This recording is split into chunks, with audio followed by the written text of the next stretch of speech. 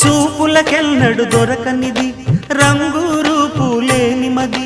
రెప్పలు తెరవని కన్నులకు స్వప్నాలెన్నో చూపినది వెచ్చని చెలిమిని పొందినది వెన్నెల కళగల నిండుమది కాటుక చీకటి రాత్రికి బాటను చూపే నేస్తమది చేతికి ఆదని జాబిలిలా కాంతులు పంచే మణిదీపం కొమ్మల చాటున కోయిలలా కాలం నిలిపే అను